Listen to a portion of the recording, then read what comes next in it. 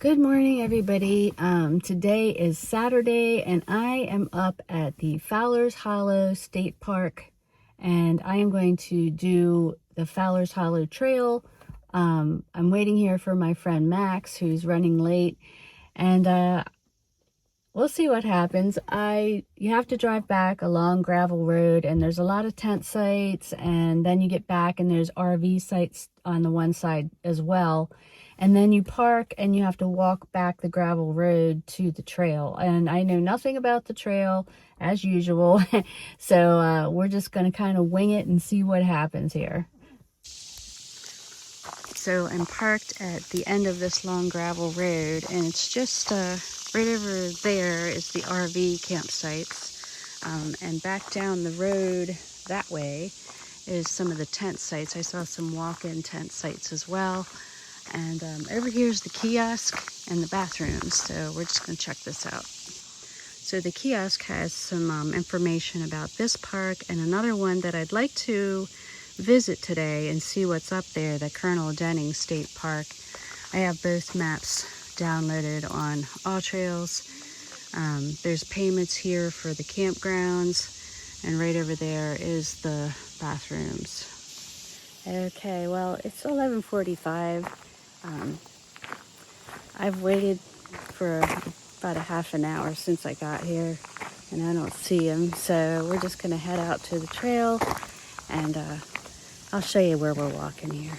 Okay, so we're going to go down this gravel road past all of the RV sites here.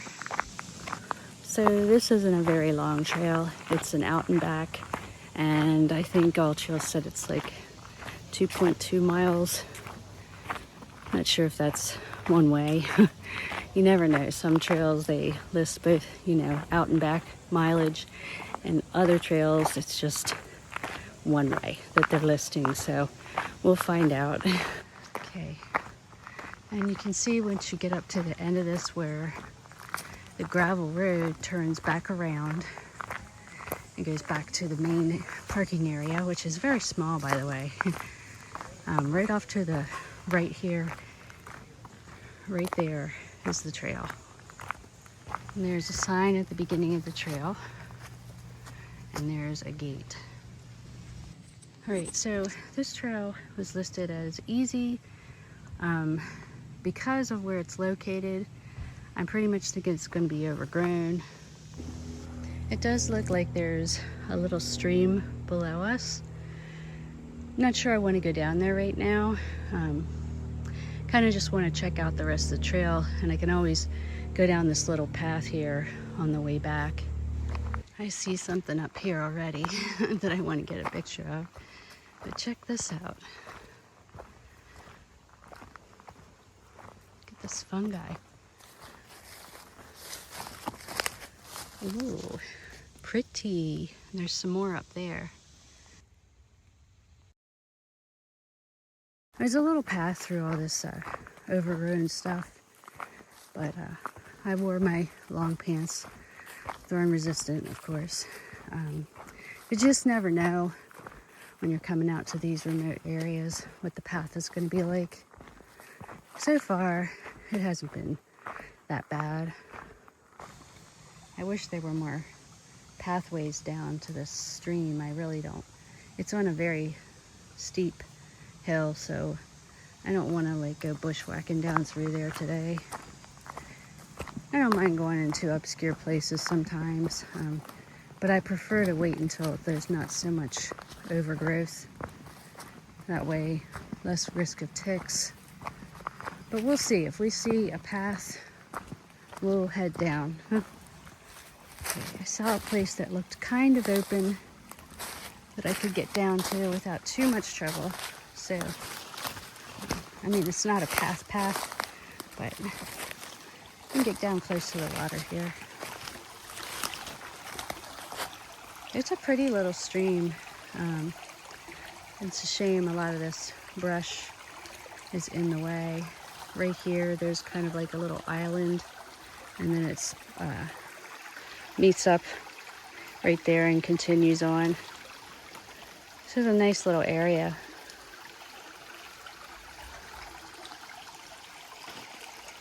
As I came up the hill, I noticed that there's, going back towards the parking spots, there's like a little red blaze there. So not too far up from that is an actual path down to the stream here. So nice cleared out area. Very pretty. Let's try to see around this tree a little bit. It's a beautiful little stream.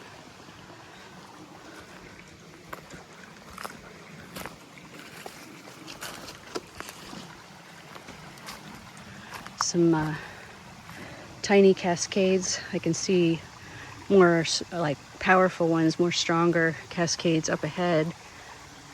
I'm not going to traipse around too far from the trail today, but I'll head down when I see openings and I can get a good view of the stream.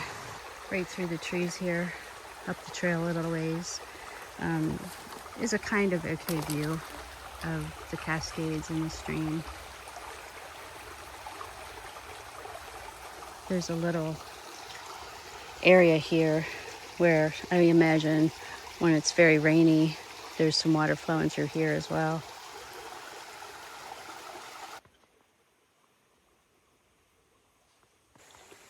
Well, I hope my friend is okay.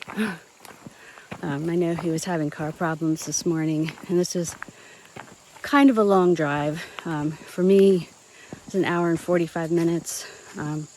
For him, I think it would probably be close to it, but I wouldn't want to be driving that if I had my check engine light came on. One thing this trail does have a lot of is mushrooms. These are kind of past their prime on this old stump here. But along the way there are multiple tiny little mushrooms and some bigger ones. But this is what the trail's like at the moment.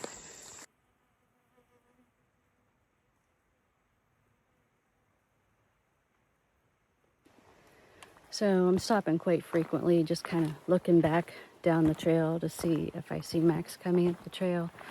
I'm not sure if he made it or not, and I probably won't know until I get home. But yeah, so far, nothing really that exciting on this trail. Just a nice stream, some mushrooms. I don't know.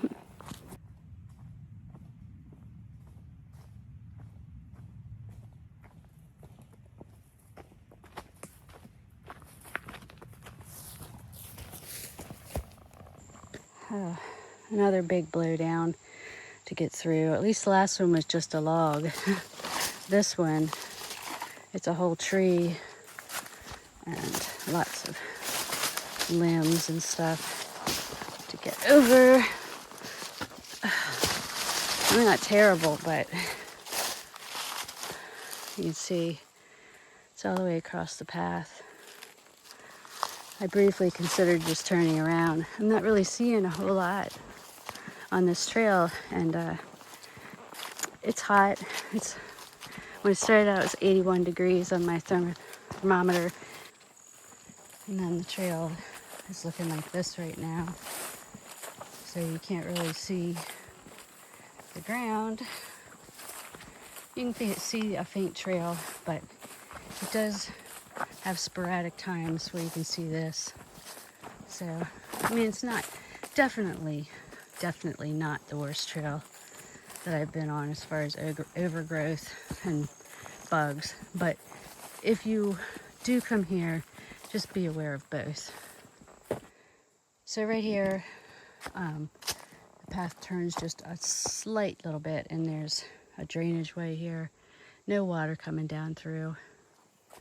But again, if it was a rainy part of the year, or we had a lot of recent rains, I'm sure we'd see water flowing through here, and that would be really pretty. Another little creek, and it also drains underneath the path. There's actually water in this one. I imagine it flows out to, I want to say Stevens, but it's not Stevens. Stewart's? Sherman's Creek. Too many creeks. Now this coming up looks like it almost makes it worth it to travel out here. It's a big cleared out mossy area some beautiful trees, and you can actually hear the creek, and over there is like a little waterfall cascade type of thing.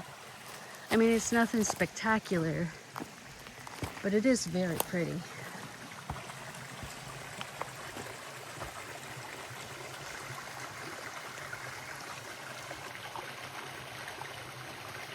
There you go.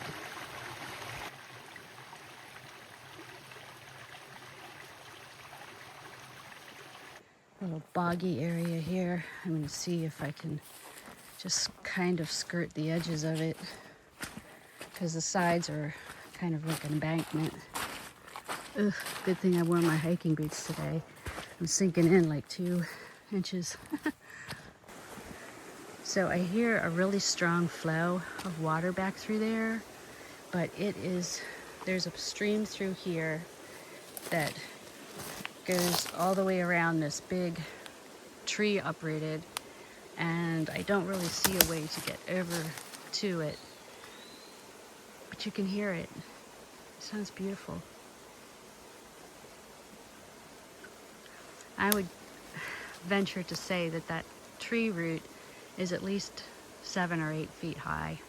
Pretty big tree. Okay, this is kind of strange too. There's arrows pointing, telling me to go to the left. And then there's another arrow on this tree. Oh, I see. There's a sign here. Yeah, okay. That's a different trail. The Bisleen Ford Trail. So yeah, you could go that way too. I don't have that much more of this trail to do, and then I'm going to turn around. Okay, well, right up there is the turnaround, so it's really, there's not really anything on this trail to see other than some mushrooms in the stream.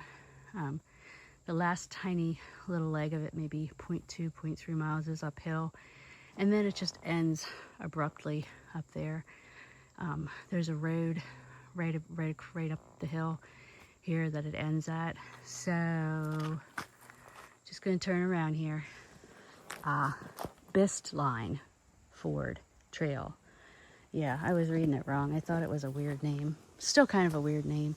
But what I looked at on the map, it does go out and around on the other side of the stream, but it veers out into the woods pretty far and then comes back up and eventually comes back to the road that I'm parked on. But nah, I think I've seen enough of this park. There is another trail that's like 7.5 miles long, and I believe that goes around the other end of the park. Don't have time for that today. I do have to work tonight, and I kind of want to visit another park today on my way since it's so close. And we'll see though, because there's no GPS service up here, and even though my Apple Maps got me this far, I checked it before I left my car and there was no GPS to get me back home. That's what I hate. I hate that about GPS. It'll get you somewhere, but it won't get you back to where you came from if there's no GPS. Just spied another mushroom. One of these fellas. I've seen them before. Okay. Alright, I found a nice cool rock to sit down on for a few minutes. And I also have other news. I finally applied for the YouTube partnership program, and they got back to me in less than 2 days and accepted me into the program. So now I'm eligible for some of the perks of that.